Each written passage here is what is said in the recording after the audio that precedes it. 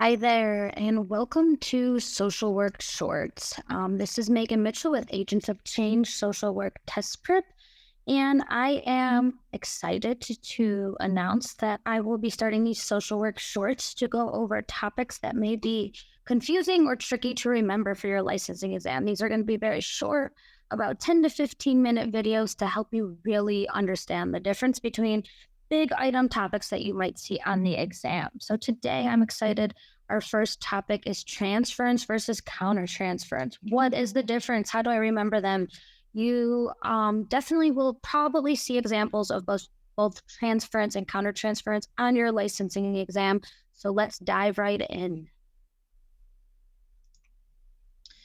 Transference. The definition of transference is redirection of a client's feelings onto the therapist or clinician.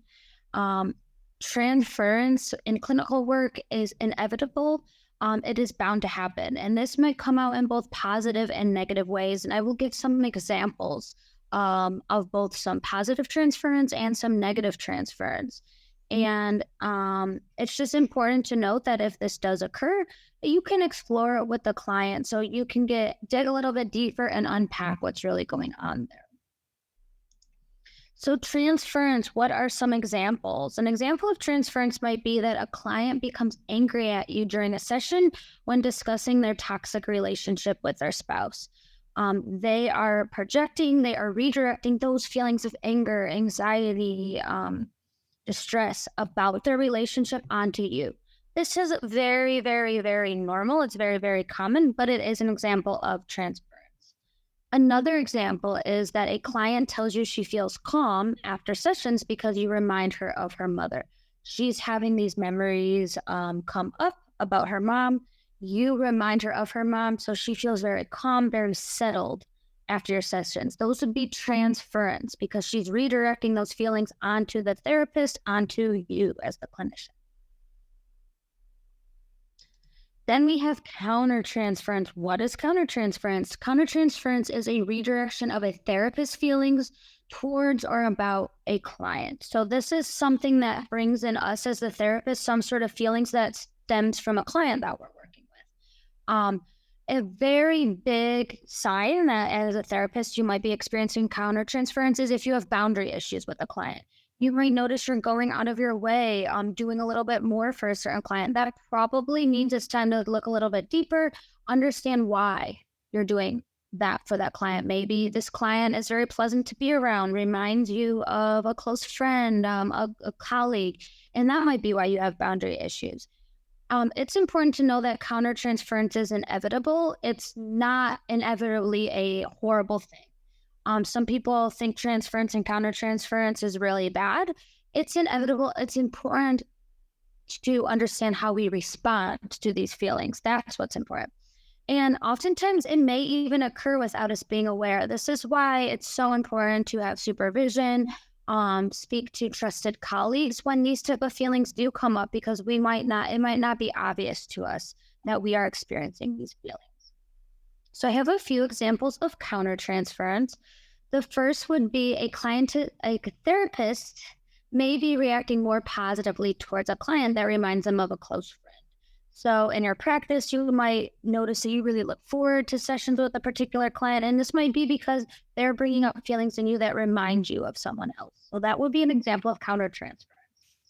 Another one, a therapist feels inadequate when working with a challenging client. So say every time you work with this client, you go home thinking just really negatively about yourself. I'm not a good therapist.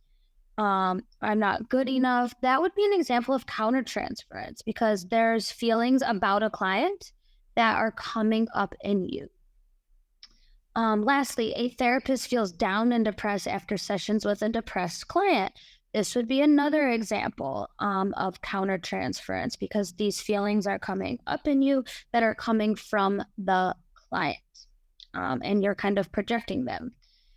So those are just a few examples of countertransference, but I do want to remind you that it's always important that you come up with your own examples. These are just some examples that help me remember. A common theme that I'm going to say throughout all of my sessions is find something that works for you.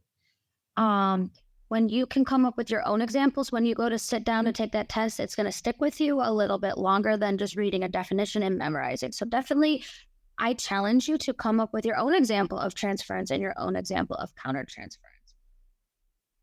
And now I'm going to give you a little memory trick. This is how I learned the difference between transference and countertransference. It might work for you, it might not work for you. The first one is transference. How do I remember an example of transference on the exam?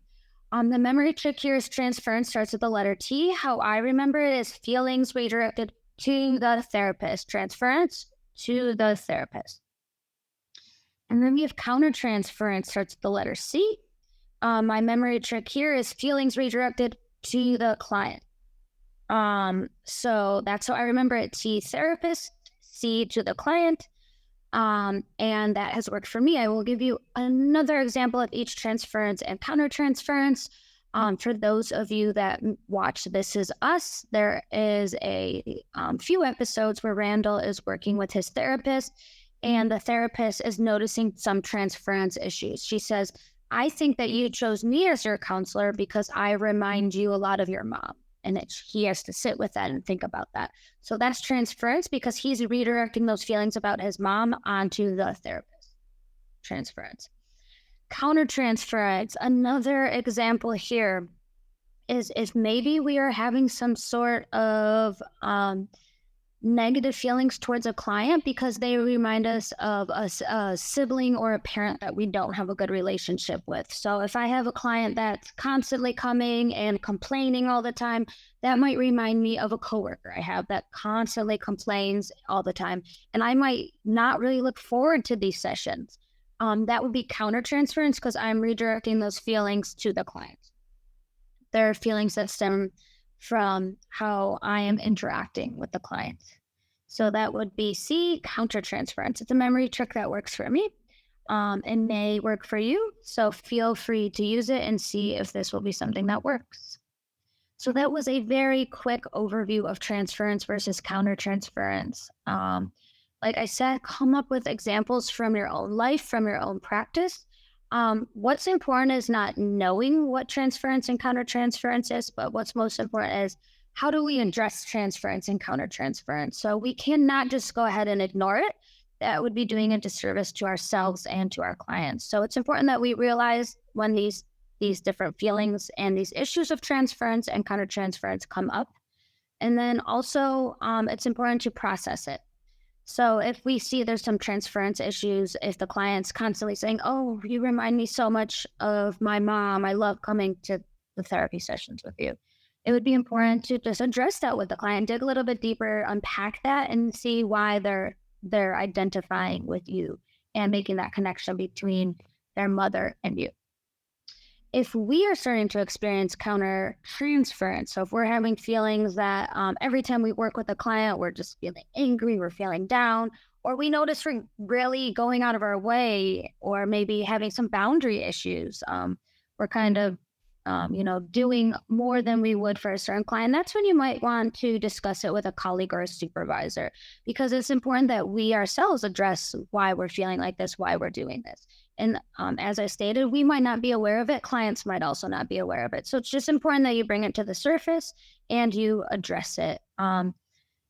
It's very, very good if you have these type of feelings that you are seeking out supervision to talk it through with a supervisor or a trusted colleague. So very, very, very common, important that we address it. So I hope that those were some helpful examples, some helpful tricks and tips to remember the difference between transference and countertransference, and that you will get those questions right when you encounter them on the exam.